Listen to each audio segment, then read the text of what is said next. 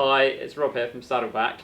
I'm just going to go through a couple of tubeless setup tips. It seems quite straightforward, just slap some tape on and pump your tyres up, but there's a few little tips I can show you that will make things a lot easier along the way and hopefully save you a bit of time. The first tip would be to always check your tubeless tape and your valves before you get started. So even if it's come in a pack and you're expecting it all to be correct, just double check.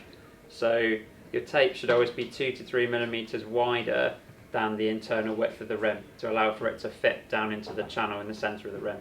So you're making sure your tape's the correct width. Your tubeless valves, this is with Envy, you'll always get a tubeless kit with your wheels and you should use the kit that's included. But with other rims, the shape of the channel in the centre of the rim can vary. So you want to make sure that the stopper on the end of your tubeless valve is exactly the right shape to fit there and make sure you get a good seal. So my second tip is to make sure that everything's always thoroughly cleaned before you tape the rim. So any residue, excess sealant from previous installations, tape residue, anything like that. If you've got an Envy tubeless kit, then it will come with these cleaning wipes. If you don't, then just use isopropyl alcohol and just spray a good amount on there.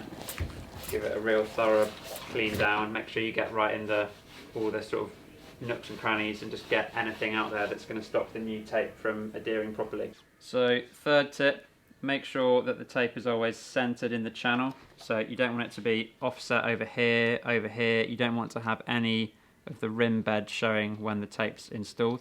So make sure that you start with it perfectly centered. Next tip, always make sure it's pressed down really firmly into the channel in the middle of the rim. So you often see people lay the tape on like this and just stretch it out and do that.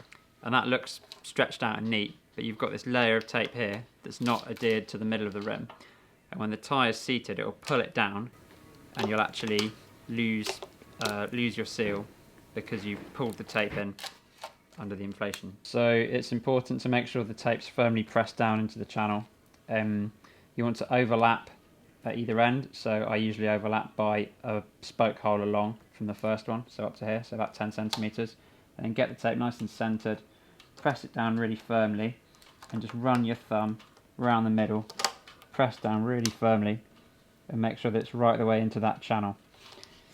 And just keep a little bit of tension in the tape, not a load, just enough that it's not sort of floppy, and just run your thumb in to get a real nice tight fit on that tape. And you can see there it's pushed firmly down so it can't move when the tyre's installed. So one more thing to think about when you're taping your wheels is how many layers of tape you're doing. So this red Envy tape is able to withstand the pressure with one layer, that's absolutely fine. And in most circumstances one layer is okay.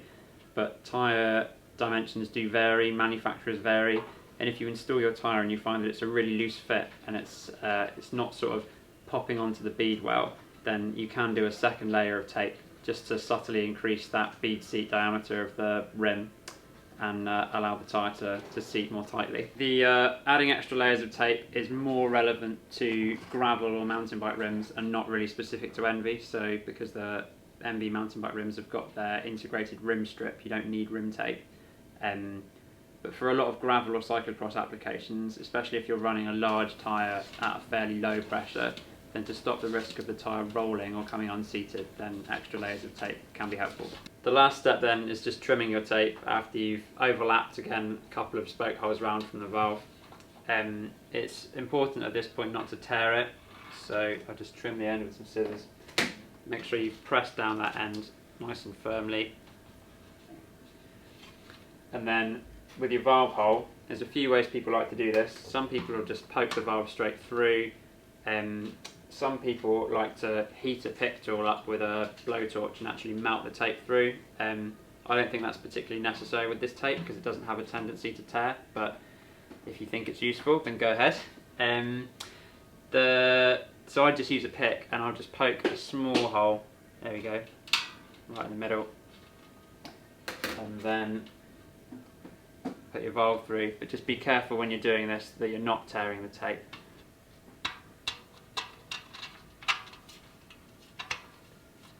So last tip is just to firmly press down on the rubber stopper when you're tightening the valve stem nut.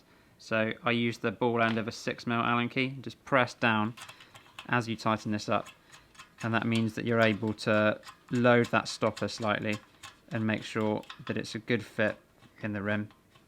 And you don't have to go crazy here, you're not trying to crush the rim or anything, just hand tight, a couple of turns on there, but make sure it's nice and compressed into the channel. So if you followed these tips, then you should have a trouble-free tubeless setup from this point onwards. You just need to grab your tyre and your sealant of choice, and away you go. If you do find that you're doing your best with this and you're still having issues, then as always, feel free to give us a call or an email, and we'll do our best to help you out. So if you've got one, then you're best off using an air compressor. If not, then a track pump that's got an air chamber or something like an air shot is a good shout. So to help get the best airflow into the tyre, then remove the valve core before inflating, like so.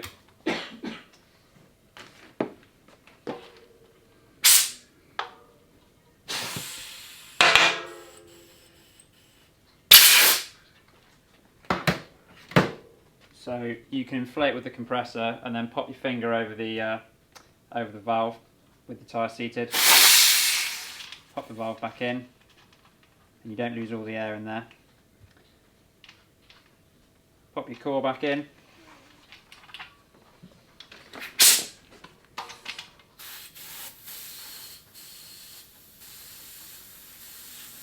Inflate to your desired pressure, and you're good to go.